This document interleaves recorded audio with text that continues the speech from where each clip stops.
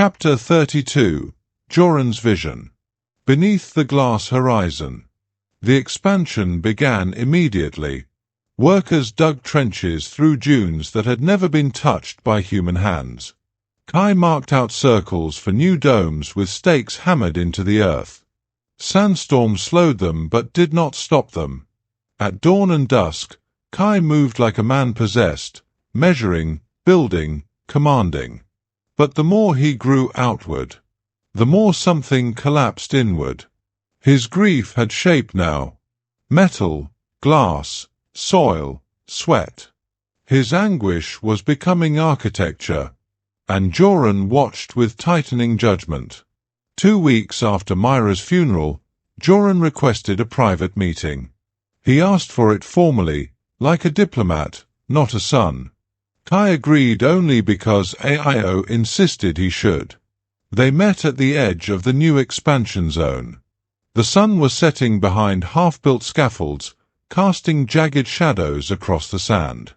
The desert wind hissed through unfinished frames. Joren stood straight, wearing his academy coat, its pale circuits dimming in the fading light. He carried a data slate in one hand and a leather-bound portfolio in the other. He did not greet Kai with an embrace. He did not bow.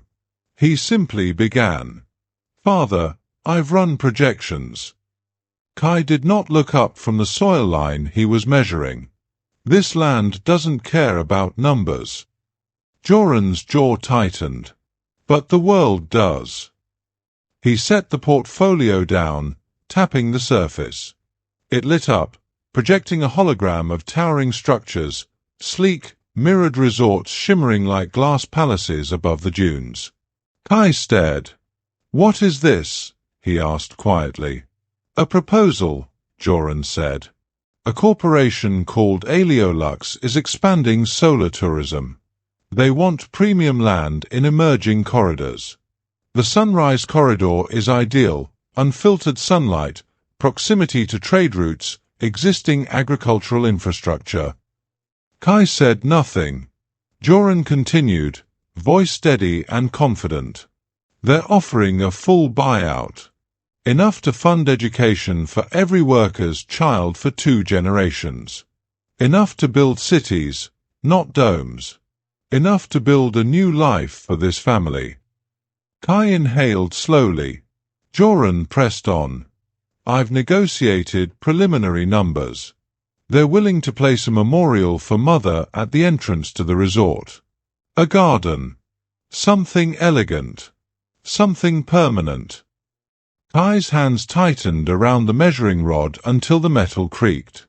"A garden," Kai said, voice low. "Yes," Joren nodded.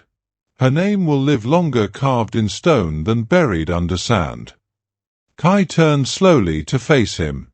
His expression was unreadable. "What else?" he asked. Joren hesitated, just a fraction, then continued. "They'll replace the domes with vertical hydrostacks. Automated. Efficient. Land need not be tended by hand anymore. Machines will handle everything. No one has to." He didn't finish. Kai's stare had turned hard. Sharp. Cold. "No one has to, what?" Kai asked. Joren swallowed. "No one has to die in the soil." The wind fell silent.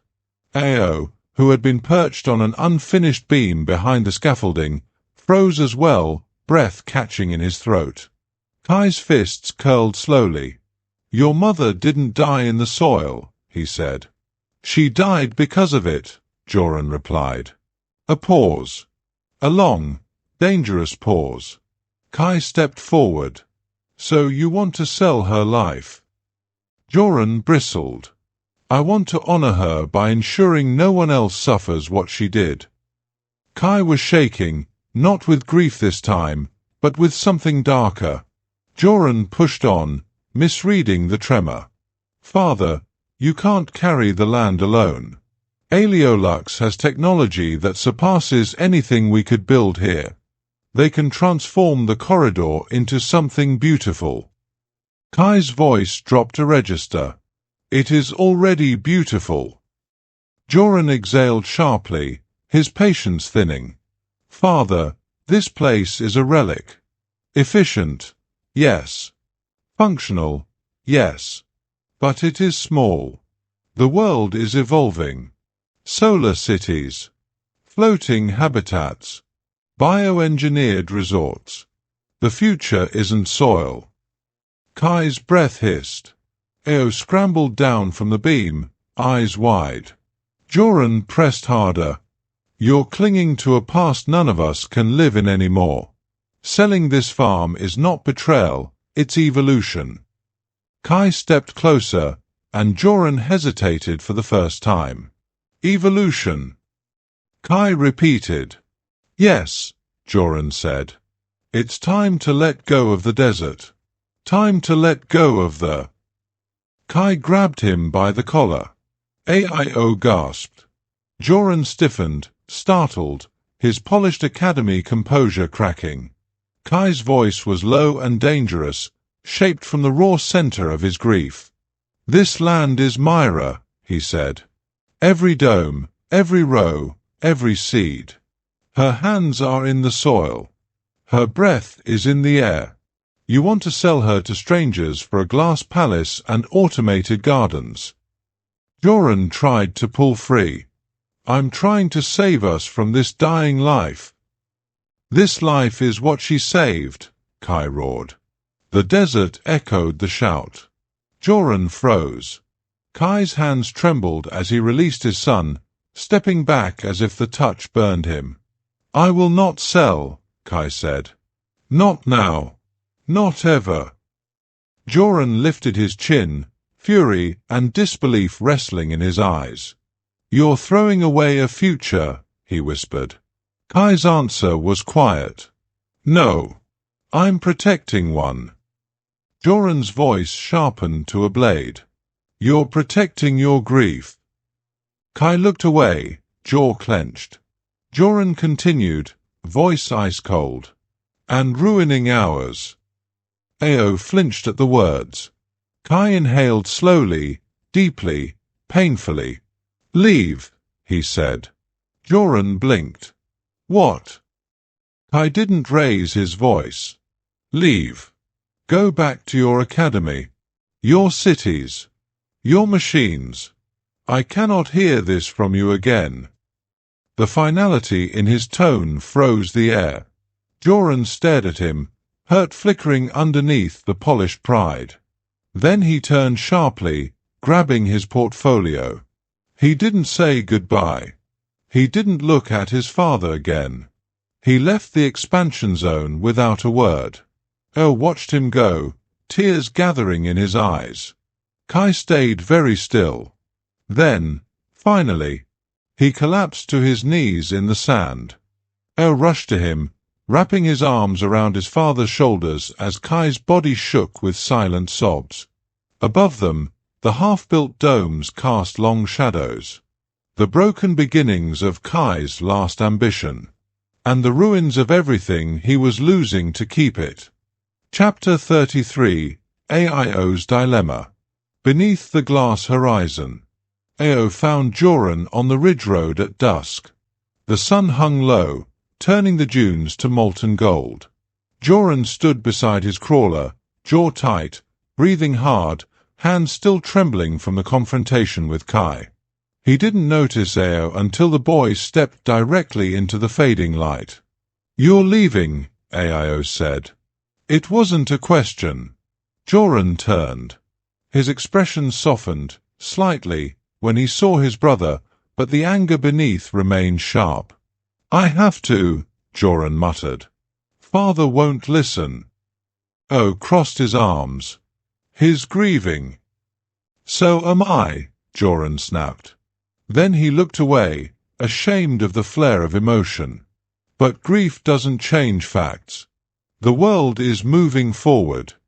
Father is not. Ao stared at him quietly. For a moment, neither spoke. Ao finally said, I heard what you offered him. Joren exhaled, shoulders sagging. Ao. Aeolus is giving us a chance to turn this place into something greater. Something powerful. Something safe. No domes collapsing. No drought. No fires. No one dies in the soil. Mama loved the soil, Ao whispered. And it killed her. Joren fired back, voice cracking. Ao flinched. Joren closed his eyes, steadying himself. I'm sorry, but it's the truth. The wind hummed along the ridge, thin, lonely. Ao stepped closer. Joren, the land matters. Father isn't wrong. Joren knelt to Ao's height, placing a hand on the boy's shoulder. You're smart. Smarter than me. Smarter than father. You know that soil is not the future. It can't keep up with the cities. It can't keep up with climate shifts. We need technology, automation, structure. Ao bit his lip. And the workers. Joren hesitated. Ao's eyes sharpened. They're afraid they'll lose their homes. Joren straightened, smoothing his coat. Aeolus has relocation programs. Ao frowned. That's not an answer.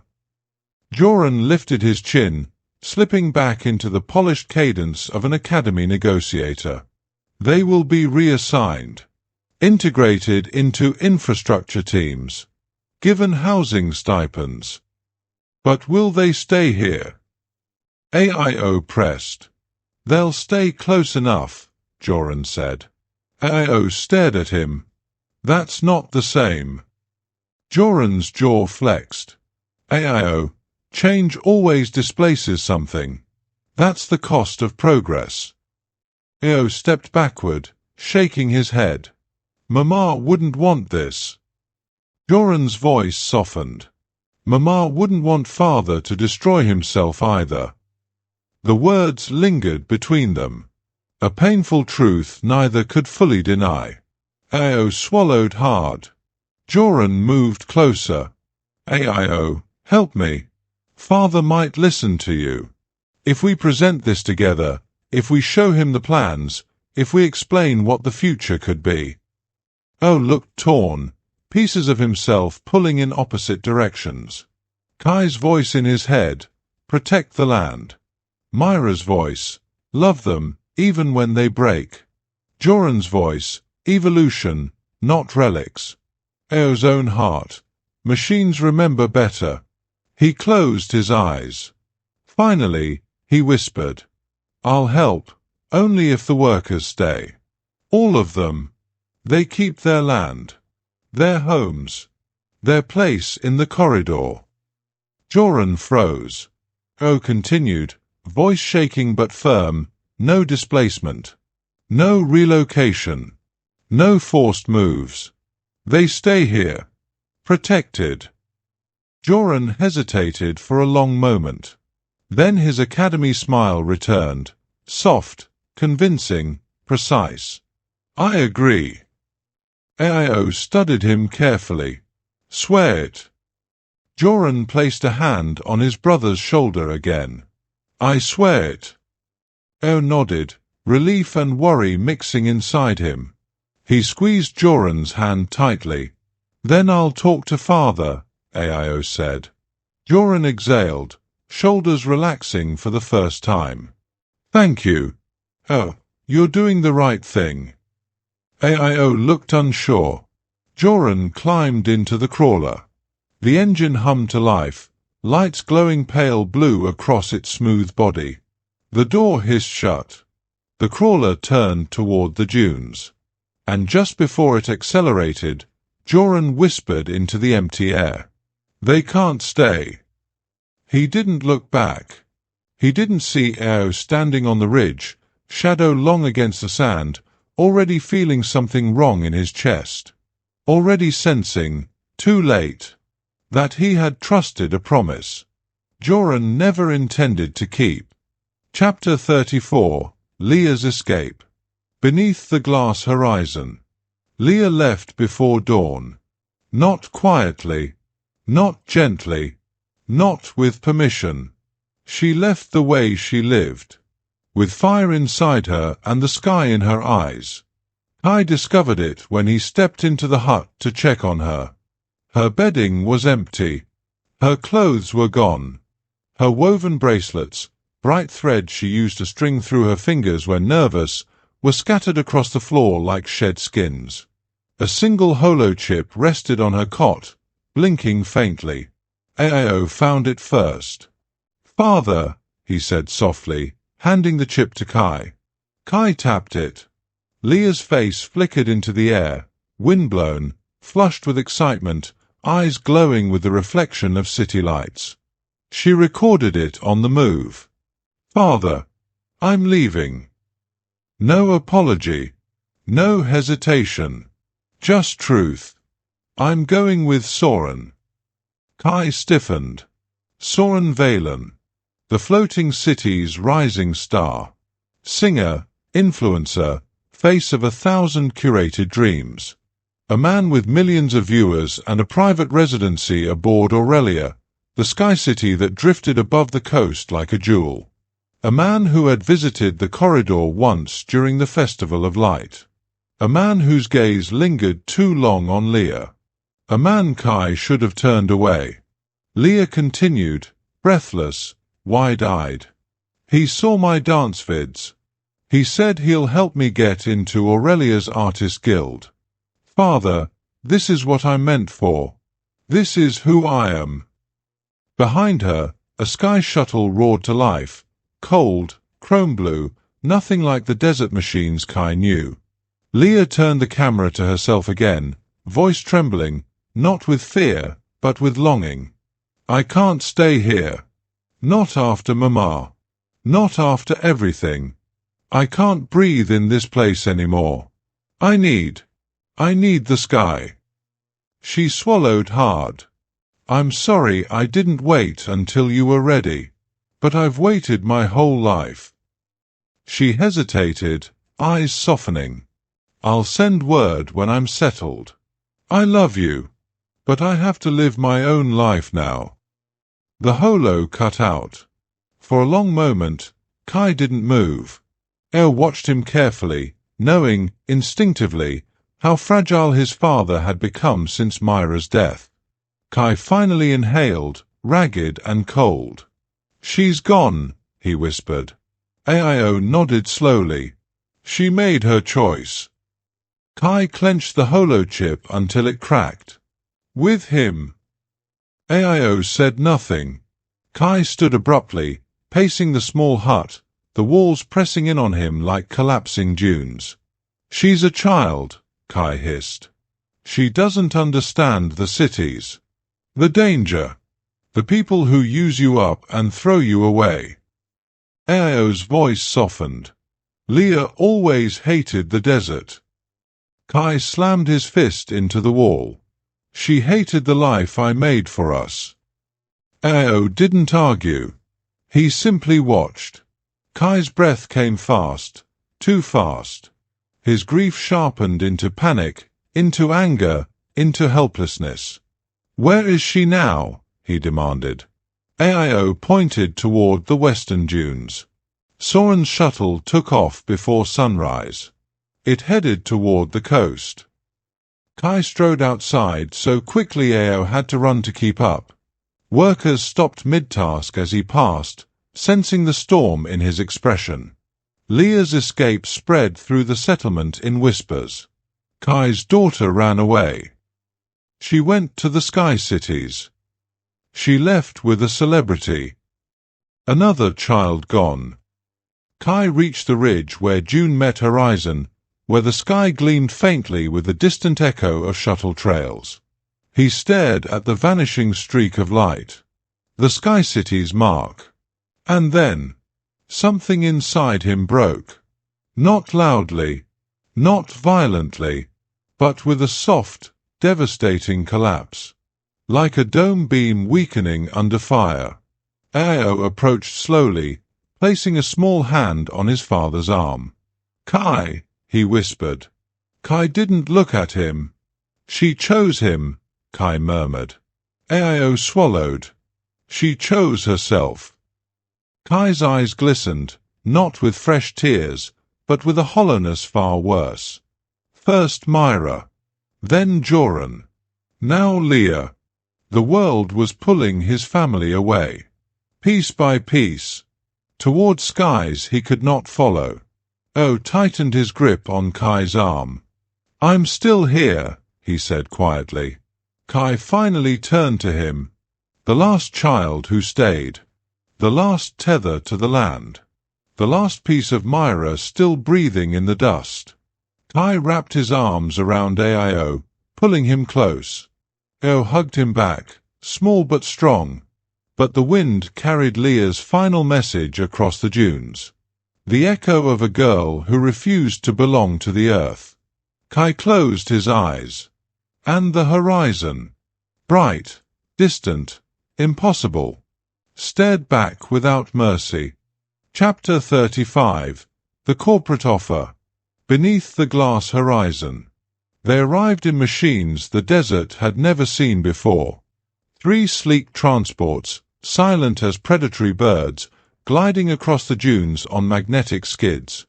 Their mirrored exteriors reflected the domes, the sky, even Kai himself, but in a twisted, distorted way, as though reminding the corridor exactly how small it looked through the eyes of the upper world. Workers froze mid-task as the transports approached. Children hid behind storage crates. Even the wind seemed to fall quiet. O stood at Kai's side, eyes tense, sensing danger the way animals sense storms. Kai, still raw from Myra's death, from Joren's betrayal, from Liya's escape, stepped forward as the doors slid open. The executives emerged like a procession. Clean, polished, untouched by heat or hardship. Their suits shimmered faintly with cooling fibers. Their boots were metal-laced and immaculate despite the sand. Their faces were bright with false smiles, curated expressions perfected in boardrooms and networking soirees. At their head stood Varek Helen, chief liaison of Audiobook Resorts, a man who smiled as if he owned the horizon. Varek extended a manicured hand.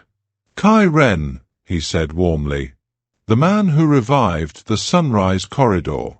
An honor. Kai did not take his hand. Varek's smile twitched, but he recovered expertly. We have much to discuss, Varek continued, stepping forward with an air of practiced confidence. Joren Ren has already paved the way. You raised a brilliant son, visionary, forward-thinking. Ao stiffened. Kai's jaw clenched.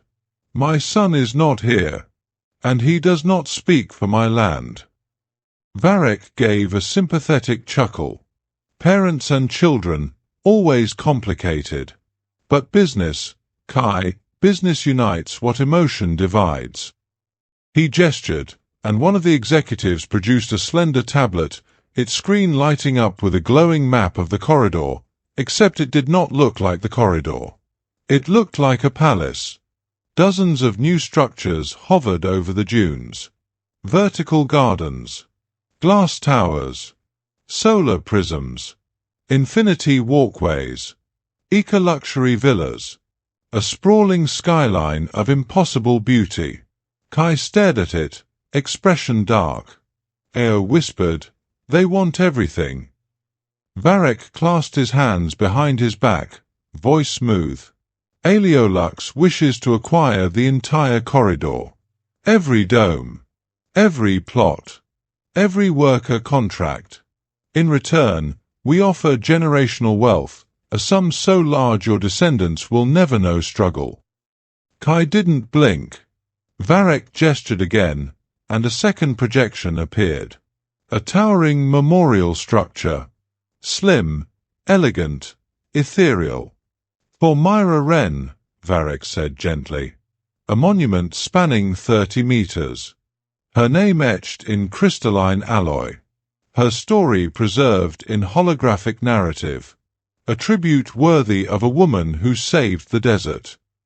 Ao's throat tightened. Kai's eyes flickered. Pain, longing, memory. Varric saw it and pressed. "You loved her," he said softly. "We honor her." AIO stepped forward, outraged. "You don't care about her." Varric looked down at the boy with a condescending smile. "Sentiment makes poor economics. But monuments, those sell." Kai's expression shifted, very slightly. A warning. Varric continued, oblivious to the danger. "This corridor could be a jewel of the Solar Coast. Your name could be spoken in the same breath as the founders. The Aeolus purchase will." Kai raised a hand. Silence fell instantly. Kai stepped closer, his shadow falling over the glowing projection. "You want my land," he said softly. "You want Myra's land." Varric smiled. "Yes, because it has potential." Kai's voice chilled. "You want the soil she bled into." Varric spread his hands. "We can preserve a sample for sentimental value." There was a sound then. Not a shout. Not a cry. A sound like a rope snapping. Kai moved so fast even AIO flinched. He grabbed the projection device, the entire glowing tablet, and slammed it into the sand, shattering it with a force that made the executives stumble back. Varric gasped. "What, Kai, that device cost?" Kai stepped forward, eyes burning with something raw and deadly. "This land is not for sale. Kai Ren. This land is lived, not leased. Grown, not bought. Breathed, not marketed." Varric swallowed, clearly reassessing the situation. Kai continued, voice rising like a storm over the dunes. "You want to build monuments? Build them in your towers. Build them on your floating cities. Build them where the sky can swallow them whole." He took another step. The executives retreated. "But this place," Kai pressed a hand to the soil at his feet, "is Myra. Every grain. Every row. Every dome." He rose, towering over them. "And I would burn every dome to ash before letting you turn her home into a luxury brochure." Varric's mask of confidence cracked. His voice turned cold. "You're making a mistake." Kai tilted his head slightly, eyes fierce. "No. I am correcting yours." Varric inhaled sharply. "Very well. Then Aeolus will withdraw its courtesy. Expect negotiations to cease. And do not expect future trade reciprocity." Kai barked a bitter laugh. "If you threaten this corridor again, you will bury your machines in sandstorms for decades." The executives turned to leave, flustered, humiliated, nearly tripping over each other in their haste. Their machines fired to life and sped across the dunes, retreating faster than they had arrived. A cloud of dust swallowed them.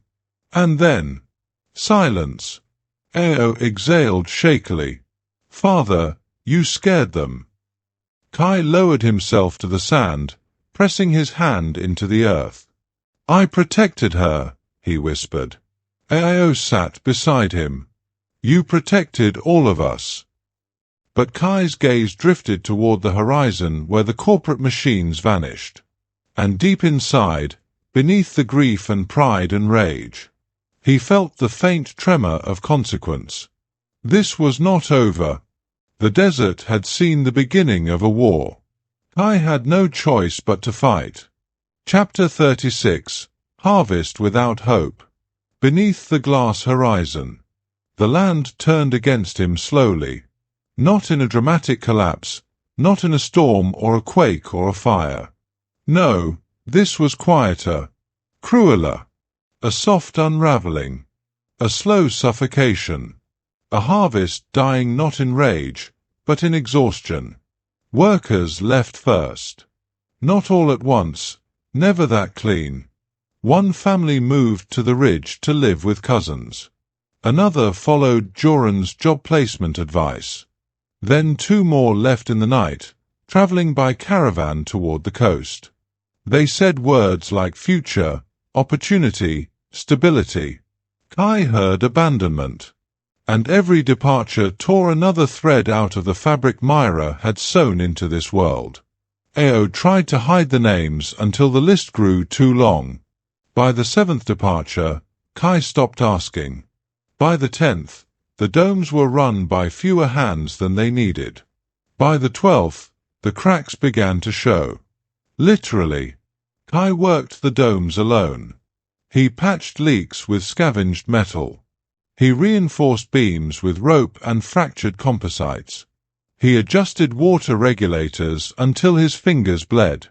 Ao followed him from dome to dome, trying to help with hands too small to lift what Kai carried, too thin to turn the stiff metal valves, too tired to hide the truth.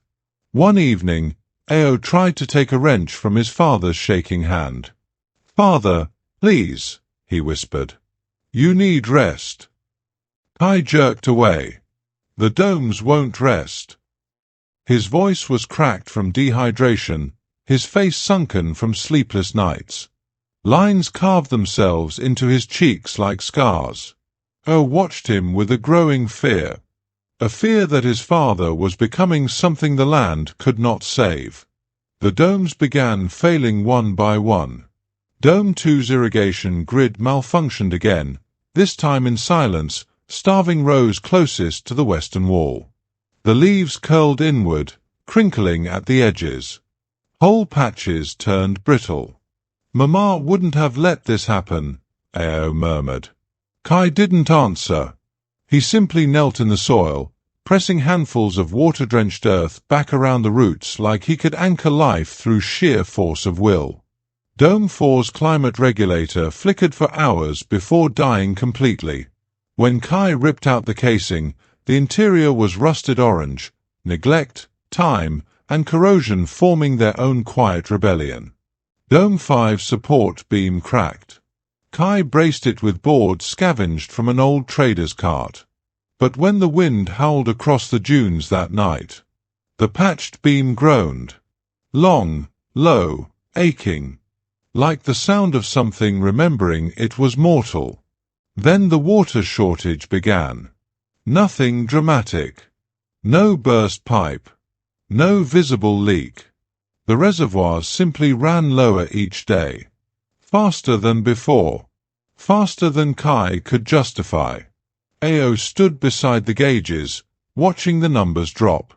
"Father," he whispered, voice trembling, "we don't have enough for all the domes." Kai stared at the readout until the numbers blurred. "Ration it," he said. "For which dome?" Kai closed his eyes.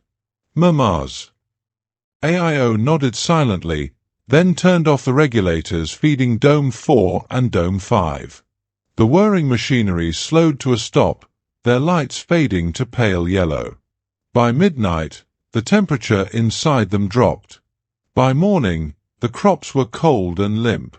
Kai stood at the door frames, gripping the metal until his knuckles whitened. Ao stepped beside him, voice barely audible. "We're losing them." Kai shook his head. "No, no. The land knows us. It remembers Myra. It always remembers." Ao's voice cracked. "So do we. But remembering isn't saving." Kai didn't reply. Because he had no answer. 2 nights later, Kai collapsed. Ao found him by the water regulator, face down in the sand, breathing shallowly, hands still reaching toward the valves. Ao dragged him inside the hut with strength born from panic. When Kai woke hours later, he tried to stand immediately. Ao pushed him down. "Stop. You can't fix everything." Kai's eyes were hollow. "I must." Noah's voice rose. "You can't. Not alone. Not anymore." Kai stared at him, not with anger, but with the slow, dawning horror of a man realizing the truth too late. Ao's eyes brimmed with tears. "Father, the domes are dying." Kai shook his head weakly. "They can be saved." Ao's voice broke like a snapped stem. "Not without people." Kai's breath stilled. Ao whispered the words he had feared saying most. "They're not coming back." Kai rose at dawn despite his son's protests. He walked out into the dunes, slowly, painfully, like an old man crushed under grief's weight, and turned to face the domes. Some lights flickered. Some were dark. Some cast only faint glows across the half-grown rows within. In the silence of early morning, with sand whispering through the wind, Kai finally understood. He had not lost the harvest. He had lost the world that made the harvest possible. And the land, no matter how much Myra once coaxed it, could not bloom for a man who tended it alone. Chapter 37. The Sun's Decision. Beneath the glass horizon, Joren returned on a windless morning. No crawler hum announced him. No corporate escort. No shadows of sky cities streaking across the dunes. He arrived alone, clothed in his academy uniform, pressed, pristine, shimmering faintly with city-made polish. He walked like a man who had already made peace with betrayal. But peace is not the same as mercy. Ao saw him first.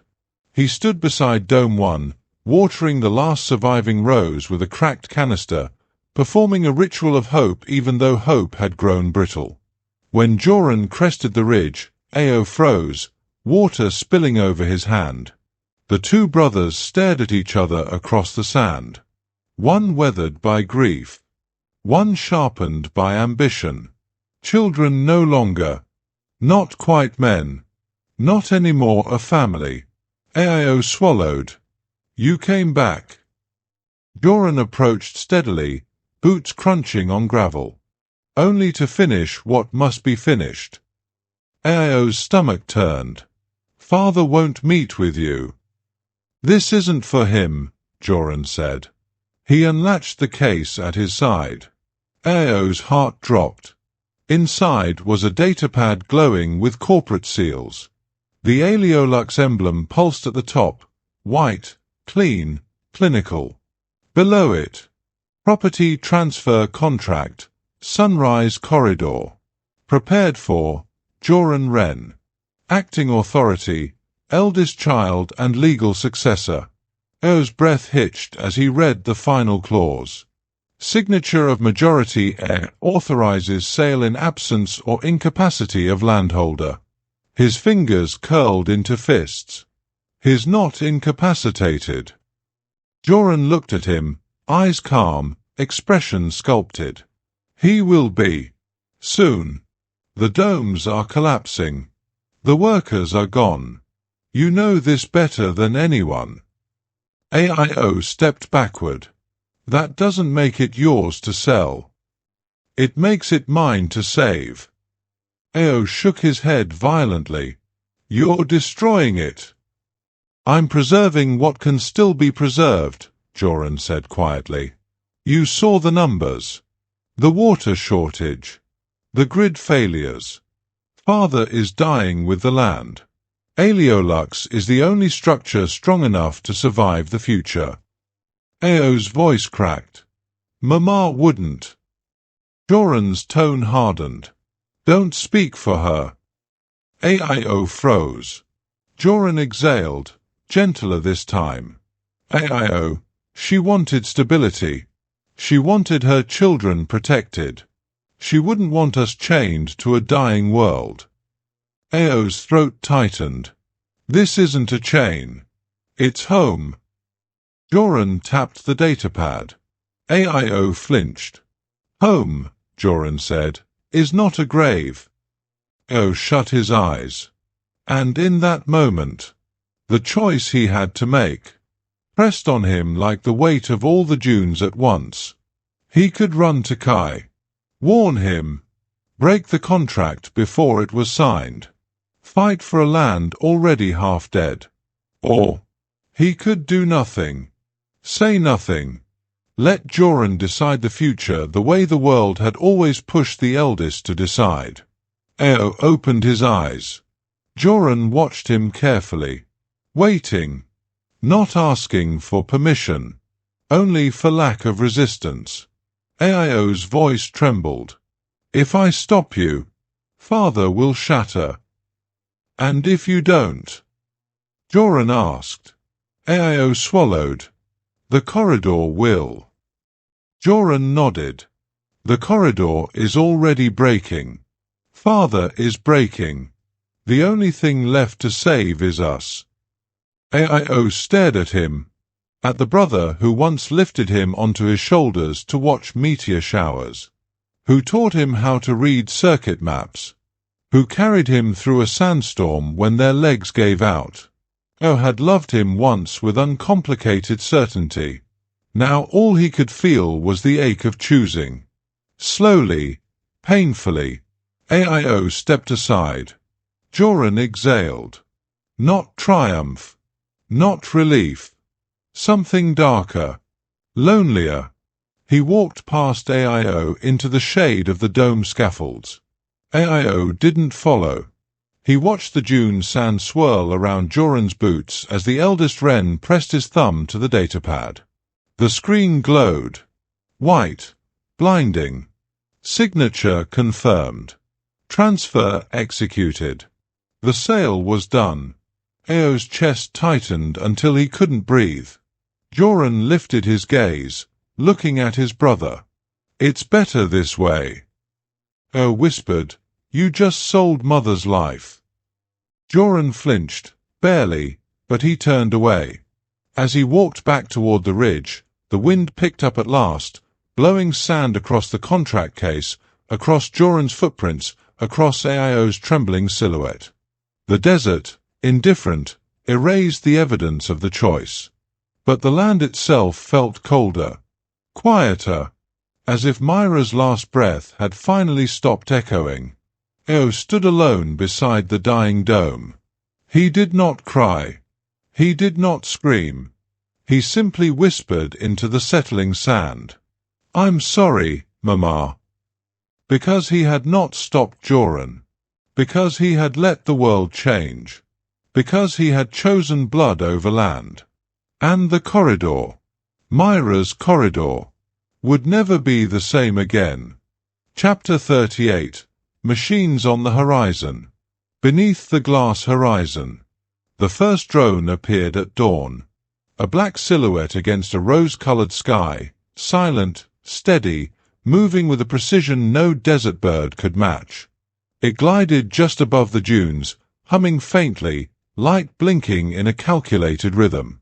Kai looked up from the irrigation valve he'd been tightening. His back ached. His eyes burned. His hands shook from exhaustion. For a moment, he thought the drone was a mirage, another trick of grief and heat. But then a second silhouette appeared. Then a third. Then a dozen. All drifting toward the corridor in a perfect grid formation. Ao froze mid-step, the bucket of soil amendment slipping from his hands and spilling across the sand. Kai, he whispered, voice small, what are those? Kai stood slowly, his gaze locked onto the distant machines, sleek, silver-limbed, whirring faintly, gliding effortlessly across terrain Kai had fought tooth and bone to survive. His breath tightened. Scouts. Ao swallowed. Scouts for who? Kai didn't answer. He didn't need to. Every part of him, the man, the father, the landholder, the widower, knew exactly who they belonged to. Aliolux. The corporate vultures had finally returned. Not with negotiators. Not with contracts. Not with false smiles. But with machines. Machines that came only when a sale had already been completed. Machines that came only when land was already legally theirs. Machines that came to assess, to measure, to claim. Kai's heart slammed painfully in his chest. "They're here for the corridor," he whispered. Ao's face drained of color. "No, no, father, no. They can't take it." Kai stepped forward, squinting into the growing cluster of drones as they spread across the dunes like metallic insects. "They can," he said softly. "They shouldn't." A pause. "But they can." Ao grabbed his arm. "Why are they here now? Why today?" Kai remained still, staring at the sky. "Because someone gave them permission." Ao's breath stilled. He knew who. He knew the exact moment he could have stopped this. The exact moment he stepped aside. The exact moment he let the world change. "Father," Ao whispered, guilt washing over his small face. I think." But Kai didn't look at him. His eyes tracked the nearest drone as it descended toward Dome 1, sensors scanning the structure, humming, projecting thin beams of blue light across the surface. "Joren," Kai said quietly. Ao flinched as if struck. "Father, I didn't know." "You knew," Kai whispered, pain slicing through his voice like a blade. "You tried to believe he wouldn't go through with it." Ao's eyes filled. "I'm sorry." Kai still didn't look away from the machines. More drones landed now, forming neat rows beside Dome 2, Dome 3, the irrigation channels, the water reservoirs, every corner of the corridor Myra built. One drone spoke. A flat, synthetic voice echoed across the settlement. "Site acquisition Phase 1. Initiated. Terrain scanning. Beginning. All personnel, stand back. Aleolux thanks you for your cooperation." Cooperation. The word stung more than any insult. Kai felt a slow, boiling rage rise in his chest. Ao grabbed his sleeve. "Father, stop. Don't go near them." Kai stepped forward anyway. The nearest drone swiveled, lenses adjusting, scanning him. Identity: Kai Ren. Status: former landholder. Access: revoked. The words hit like a blow. Kai froze. The machine hovered inches above the ground, its sensors blinking coldly. Ao clung to him, shaking. "Father, please, don't touch it. They'll call security units." Kai didn't move. He didn't breathe. He stared at the drone, the embodiment of every betrayal, every failure, every piece of Myra he had lost. He lowered his hand slowly to the soil. The soil that once responded to Myra's voice. The soil she saved. The soil she died for.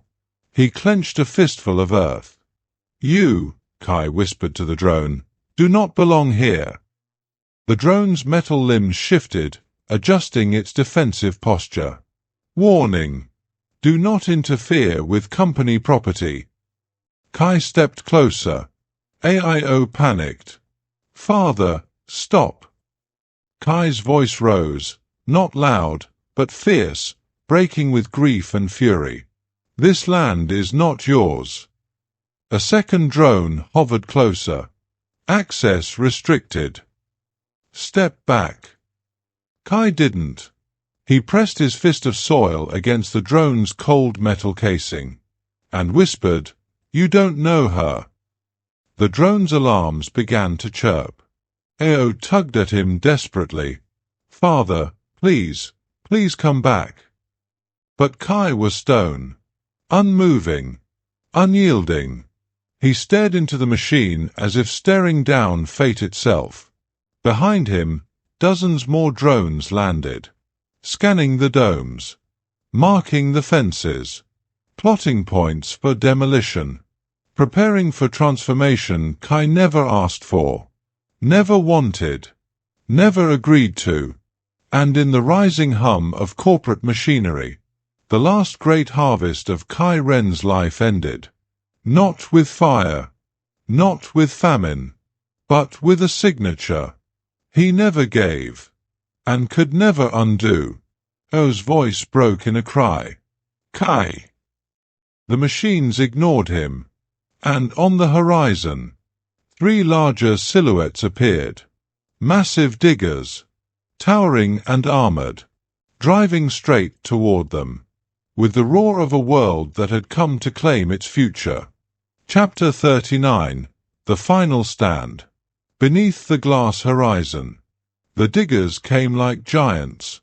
3 of them, hulking machines of chrome and black steel, crawling across the dunes with a thunder that shook loose sand from the ridges. Their front arms ended in precision claws. Their sides bristled with scanners, hydraulic vents, demolition cutters. Behind them, a convoy of smaller units rumbled forward, haulers, dismantlers, soil extractors. And in front of them stood one man, Kai Ren, alone. He walked out from the domes before Ao could stop him. The desert wind whipped at his clothes. Light caught in his hair. His shadow stretched long across the sand, a lone defiant line against the machinery advancing to erase him. He did not carry a weapon. He didn't need one. Grief was his armor. Memory was his blade. Myra was his reason. And the land itself, the warm, breathing soil beneath his feet, was the ground he would die upon before letting strangers tear it apart. Ao ran after him, stumbling on loose sand. "Father! Father, please, come back." Kai didn't turn. He kept walking, step after step, until he reached the crest of the dune directly in front of the lead digger. He raised one hand. A single gesture. An ancient gesture. "Stop." The digger did not. It lowered its head unit, scanners pulsing, hydraulics hissing, and continued forward, towering over Kai like a steel god ready to swallow the world whole. The machine's voice boomed through a speaker grid. Property transfer confirmed. Demolition protocol initiated. Stand clear. Kai planted his feet in the sand. No. The word tore from him, raw, guttural, thunderous. Not a word of a man. A word of the land. He slammed his fist into the sand. "This is Myra's." The digger surged forward. Ao screamed. "Kai! Move!" But Kai stayed. The desert wind roared around him as he stepped directly into the machine's path, palms pressing against its heated metal frame. The digger paused, confused for a microsecond by human interference. Then its audio unit crackled. Unauthorized contact. Force response active. Mechanical arms word, preparing to push Kai aside. Ao charged at him. He grabbed Kai's arm with everything he had. "Father, please. They'll kill you." Kai didn't look at him. He stared unblinking into the cold face of the machine.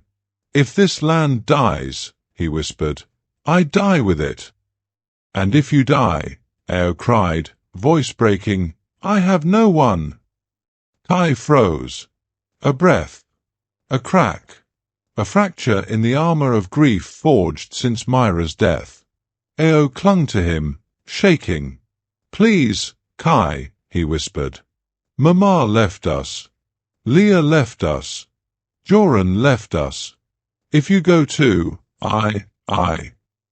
His voice collapsed into quiet tears.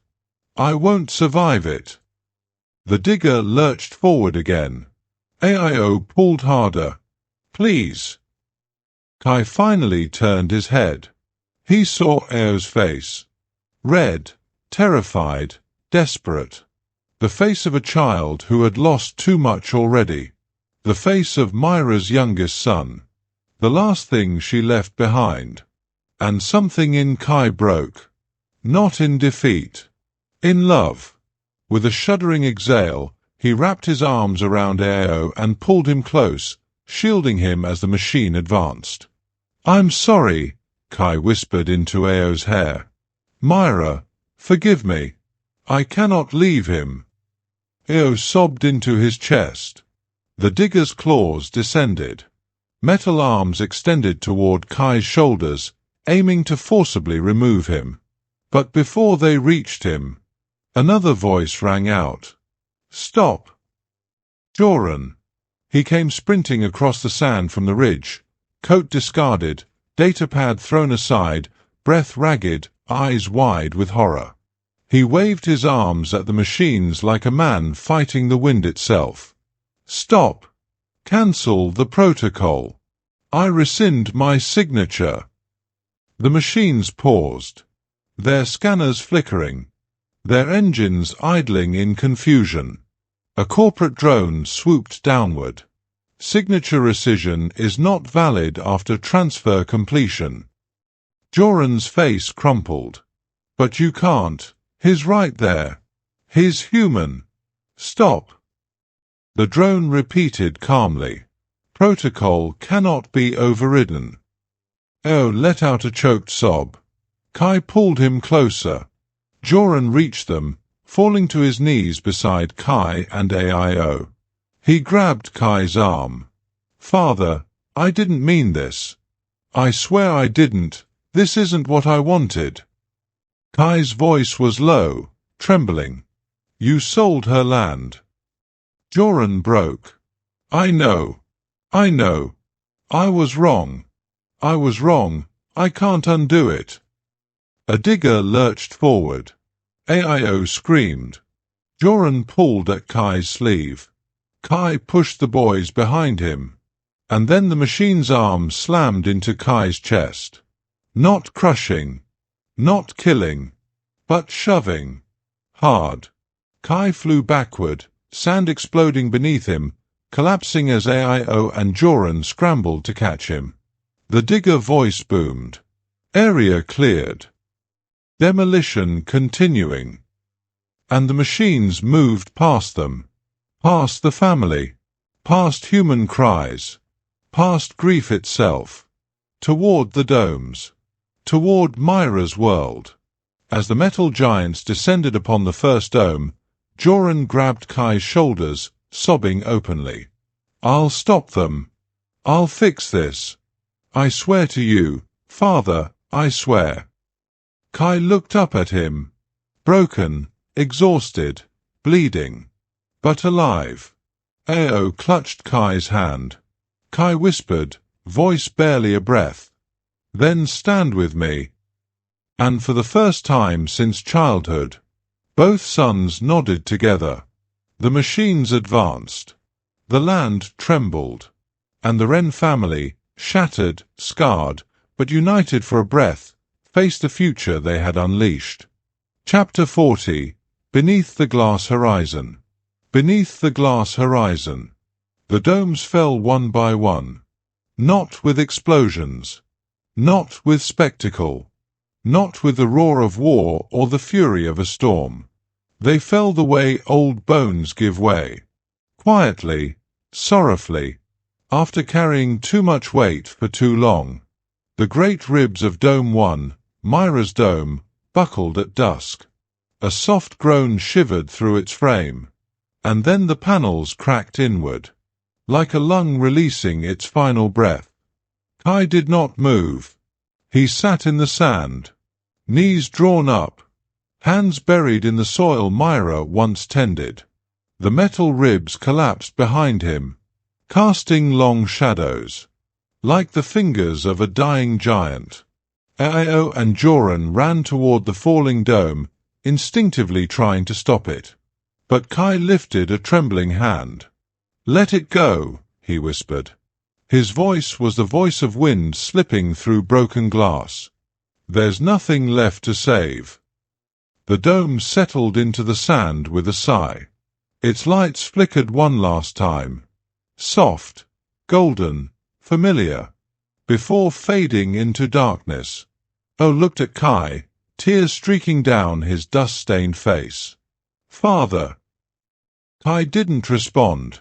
He pressed both palms into the earth, fingers curling into the soil. as though he were trying to touch Myra.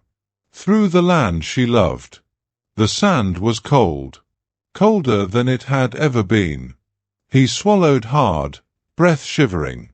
"The land feels empty," he murmured. "She's gone from it." The wind shifted. The sun dropped below the horizon. The desert swallowed the light.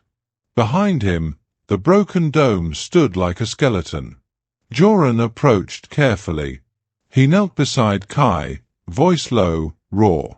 "Father, we can rebuild. Somewhere else. Something different. We can start again."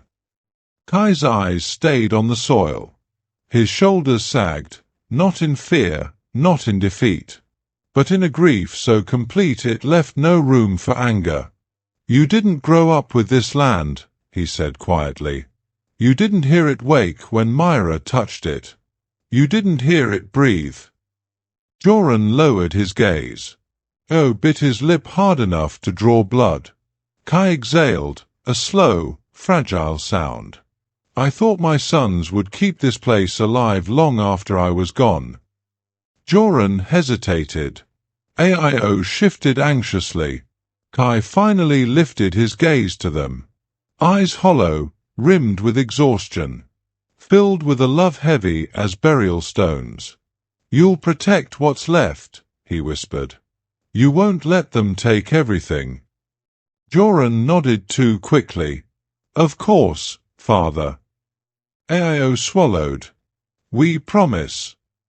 Kai's eyes softened. He believed them. Belief was all he had left. The sky dimmed into indigo. The wind eased into silence. Kai bowed his head to the earth, resting his forehead against the soil.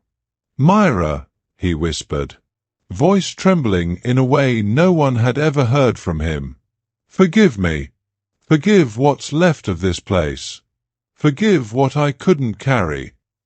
AIO and Joren stepped back, giving him space. The last light of the corridor blinked and faded. Night settled over them. And in that darkness, when Kai could no longer see his sons' faces, he heard the low murmur of their voices behind him. Joren's whisper, "We'll need to level Dome 1 first. Aleolux needs a clean site." AIO's whisper, "They want to begin construction before winter. We should let them." Sand shifted beneath Kai's hands. His breath caught. His sons' voices faded into the distance as they walked away. The dunes absorbed their words. Cold, corporate, certain. Kai closed his eyes. For the first time in his life, the desert felt cold. So cold, it no longer remembered the warmth of Myra's hands. He lowered his head, fingers tightening in the soil that no longer belonged to him, and whispered into the darkness, "Then let this be the last harvest."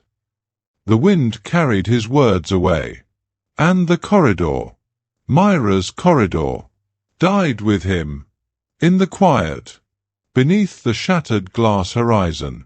End.